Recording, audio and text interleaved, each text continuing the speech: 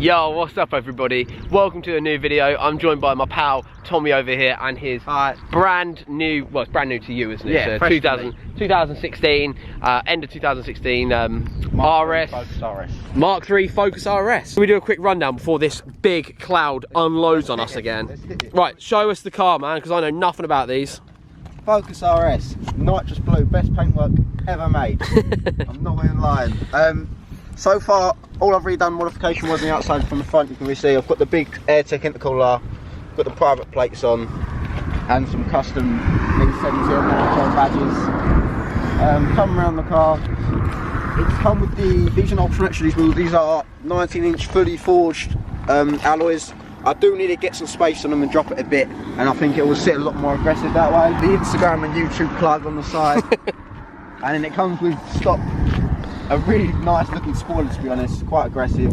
I've done a wipe delete on it, and then obviously just really stock at the moment. Even the exhaust, to be fair, stock does look quite good. Yeah, man. It's not a pea shooter. Not at all. I think, to me, this is like a real butch little car. Like, Ford have managed to kind of almost bring back the Cosworth vibes to me on this. I feel like in 20 years, we'll be looking at this as a proper bit of kit. Yeah. You know, like how we now look at Cosworth's Escorts and like, oh yeah, these are badass. Yeah. I think this could be potentially their next one of them, along with the ones that came bright green. Was it the ones just before these? Yeah. The RS before these? That real chunky. I feel these are a bit more sleek looking than the previous year. I feel like you can probably get away with this without looking as much of a car park Asbo, but I feel like much classier looking, but still super aggressive. And you're right, the paint colour does look wicked. It's almost like the championship white on Hondas. I feel like you kind of have to get this. Yeah, exactly. It's unique colour. Yeah, when you get the RS. Right, Tommy, while the weather's brightened up a little bit, let's have a look under here. Oh, it's a big modern engine with a big plastic cover on it. Yes. Oh. No, but I took the sound deadening off. I'm glad you did. It gives us something to show people. Anyway, you got the AirTech intake on there. Yeah. Looks pretty cool. Custom painted blue. Custom painted blue. Is that something that AirTech offer? No, I did that myself. You did that yourself. Okay, cool. That's pretty cool, I know. But yeah, nothing really much going on. Like you said, it's just plastic stuff everywhere, really. Yeah. It's annoying, but it's how it is. Okay, so you join me and Tommy in the, what would you call this? Like the cabin, the cockpit of his late 2016 Focus RS. Now, this is the first time I've ever driven one, and your ST was the first time I'd ever driven one of them too. Exactly. This is a lot less modified, right, than the ST it's a lot less modified. So do you want to run us through what you've done so far? And so far the current mods that I've put on it. Yep. So I've got the AirTech full crossover and intake system with the AirTech big intercooler. I haven't got big boost packs for it yet. I've got a Turbo Smart in the Sorry, I wasn't listening at all. What were you saying? I've got an AirTech stage 3, I think, intercooler. Okay. The full intake system by AirTech as well. And then I also have a Turbo Smart, which is in the boot. It's not on the car yet, but it's going to be on very soon.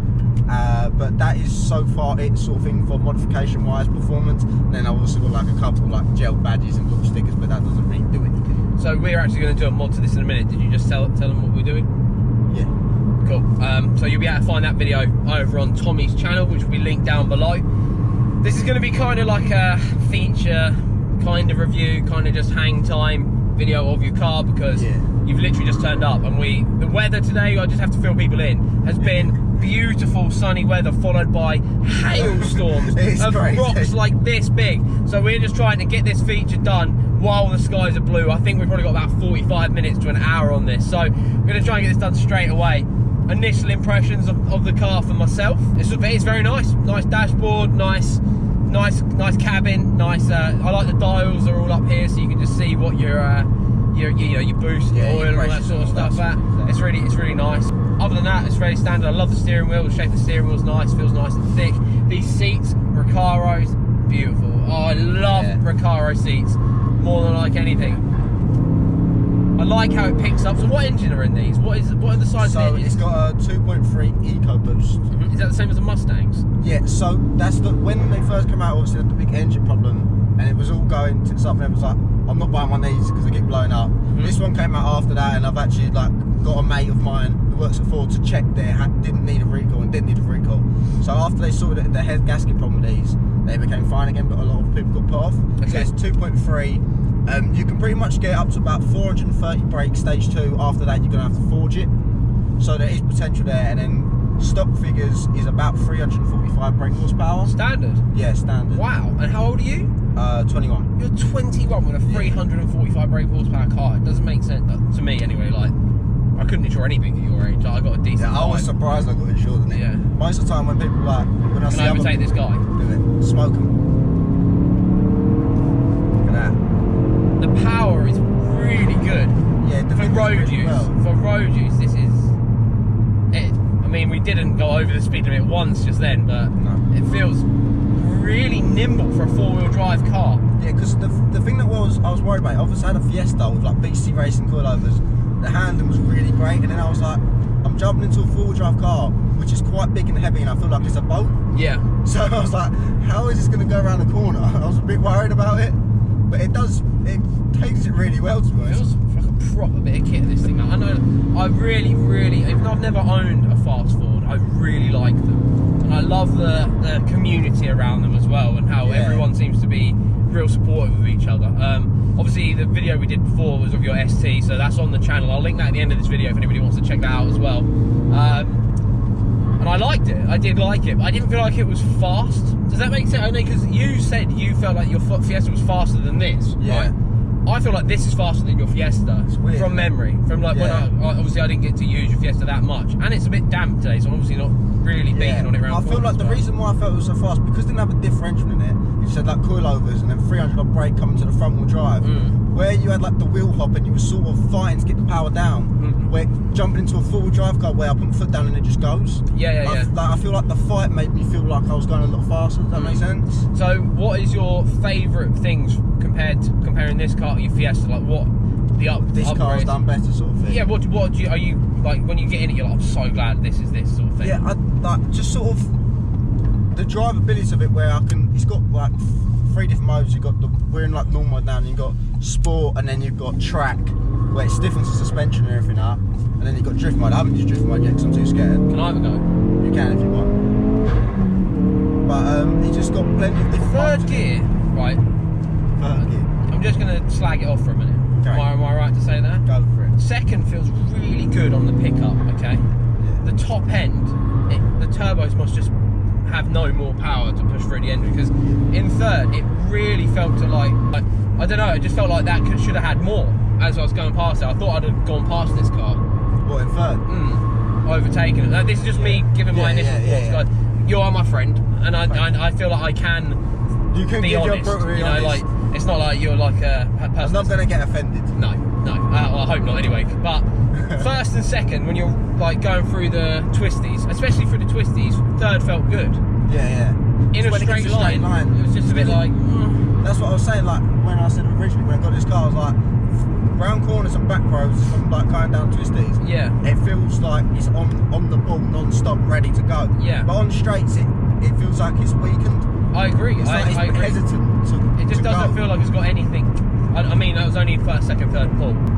I wouldn't say I feel like this is a fast car. No, that's what I mean. Straight, like, but straight line speed through them back roads, we were just coming through there, and I was giving it a bit of a dance. Yeah. It felt awesome. Like the difference of like it feeling like a really light, nimble car to then when I pulled there, it felt like a really heavy, slow that's car. what I mean. It's like That is bizarre. Yeah. Because it feels like when I go around the corner, I feel like I'm not in a full drive. I feel like I'm a front wheel drive. Yeah. I forget I'm in it. I can understand. How do you think? Just as we've got to the twisties, the heavens have opened. It's just our luck, really. So I'm going to put it back in, unfortunately, in normal mode for a moment. And I think what we might have to do is just go and drive to somewhere and wait for this to pass over. What I'm going to do right now is leave Tommy and take this out on my own. He just thinks I'm going to do a quick rip past him for a sound clip, but I'm actually going to kind of beat on it. I've turned all traction control off and stuff, and not beat on it, but just see how I actually find this car. So I find it really hard to drive people's cars fast when they're sat with me, so I'm just going to steal it for a minute. But the car actually feels great around these back roads. It feels so lively, so planted, and so easy to point it where you want it to go. The steering is on point, it's fast, four-wheel drive, it feels fantastic. But like I mentioned, in the straights, it just feels to me like it's lacking power. I feel like it should be delivering more power for a 345 brake horsepower vehicle. I don't feel like it puts its power down well at all, if I'm going to be completely honest with you guys. God, it's got a terrible turning circle as well. Wow. Oh, it makes a nice little pop and bang though. Not as in your face as one of them Fiesta maps. Oh, goodness me, it does feel good around these back lanes. Tucks in so nicely. Oh, and this big intake that he's got, and it sounds fantastic too.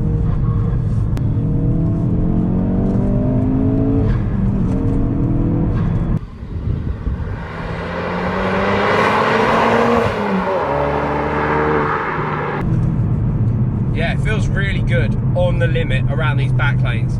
I really, really, really like it. They just don't feel that fast in a straight line, but round corners they feel rapid. They feel rapid, which I guess is a compromise worth having, especially when we live in England and we've got all of these back lanes to rip around and have fun. I'm trying to make it pop and bang, but it's not doing it. The throttle response when it's in this race mode is instant. It's really, really nice. Maybe I shouldn't have given it such a hard time on when it's on the regular mode.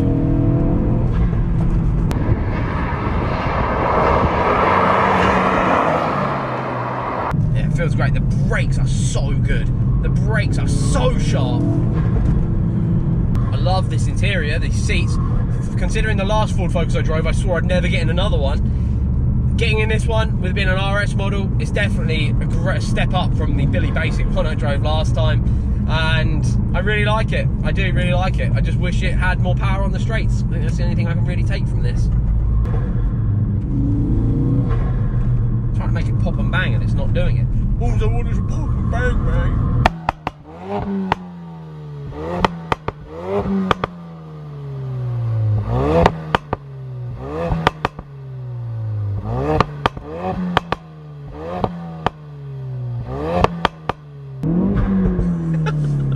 Such a Asbo car. You know they built these for kids like him that go to car meets all the time. Why would you put this on a car? Why do you need a pop and bang map? Other than to show off to your 14-year-old girls you hang around with. Oh, girls, look at me pop and bang map. A lot of solar panels. Oh yeah, man. Saving the planet, haven't we? Anyway, I'm really grateful Tommy has bought this car down for me to do a quick review on. We're actually hanging out all weekend. Gonna go up to Jatfest tomorrow. Gonna go work on this now in the garage, and that video will be on his channel. And it should be a really cool weekend. I'll show you around some of my little toys as well. Yes. But not the secret car. That one, secret. You can't see that one. That one is for my Patreon. Send £10 on my PayPal and I'll show you what it is. Plug. Right, brilliant. Shall we finish up then? Yeah. I'm trying to just see if there's anything we should tell people before I... is there anything you want to say about it? About my car? Yeah. There's like a lot more. There's a lot more to come. I'll tell you what. How about this? If someone was looking to buy one of these, what would you tell them? If someone said to you, Tommy, I'm going to buy an RS, I want to know what I need to look out for, tell them. I'd say it is great value for money for the kit you get for the money you spend. You get a lot of kit back in exchange. There's a couple bad things, like you're spending like what about 27 to 30 grand depending on spec on an RS. One thing about it is with Fords, they do let you down a bit with the interior. Like the interior on this is really nice and it is driver orientated. Like you've got the boost cage and stuff, and it's got a lot coming around you. But say you spend this money on like a new BMW or stuff like that, you get a lot more value for money interior wise, I'd say. But if you're buying it as a driver's car for pure drivability, I would say it is probably one of the best on the market in that price region. Obviously, everyone has their own. I'm going to disagree with you. I'm going to disagree with you right there. Don't listen to this man, because he's just you just said 27 to 30,000 £. Yes, that's the price bracket my M3 was. Exactly. And I feel like the M3 is superior to this car in every way, except for you've probably got a better sat nav. Yeah, that's what sort of matters though.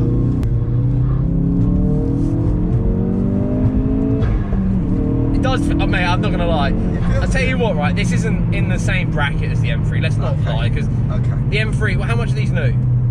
Like just over 30 grand. Okay, so these are fantastic value for money when you look at them as a newer car.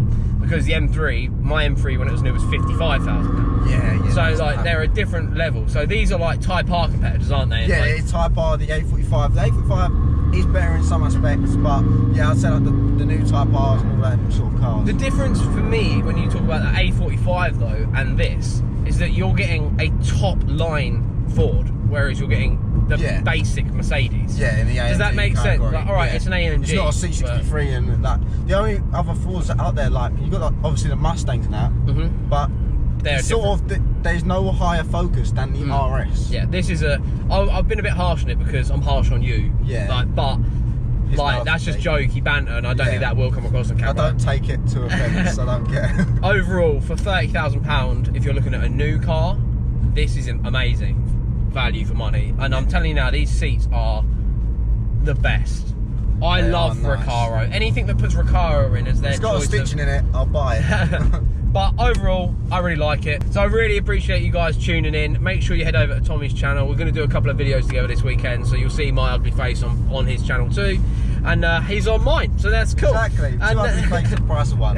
2 horrible Essex accents and ugly faces. Yes, for the price of one. exactly. Look at that value. I can see all the clicks off right now. But anyway, I really hope you've enjoyed the video. I know I've been a bit harsh on the car, but I've been able to give my real criticisms about it and my real positives about it without it having any. You didn't have to put a fake face on. Exactly. But would I drive one again? Absolutely. I would love to take one of these around a racetrack. I think that'd be where they really come to life around some real corners. And man, I reckon you should take this thing at the Nürburgring, dude, and I am tempted. Not do anything silly while you're there that could jeopardise us YouTubers, please. Because I would really like to be able to go there and be welcome with my camera. I'd like to go back. But I've really enjoyed it. I like the car a lot. I hope you guys enjoyed the video too. And we'll see you again in another video. Peace. Peace. You want to close it out?